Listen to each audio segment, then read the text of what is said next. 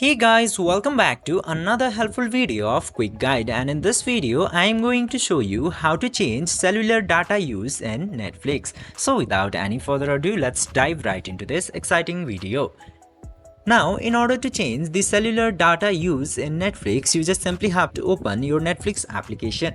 And after opening the Netflix application, simply choose any of the profile that you use. Then after that, go to My Netflix section at the bottom right corner. And from there, just simply tap into this 3 bars into the top right corner. And after tapping into 3 bars, you will get App Settings option. Just simply tap into App Settings and go to the Settings. And into here you will get the option of video playback, and under that you will get the option of cellular data use. Just simply tap into cellular data use and it comes with the automatic setup. You just simply have to disable the toggle for automatic, and then after that you can change the option of cellular data use to Wi-Fi only, save data and maximum data option.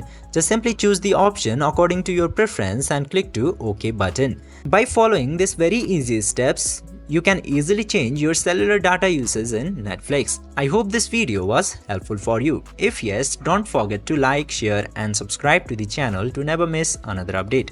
Thank you for watching the video.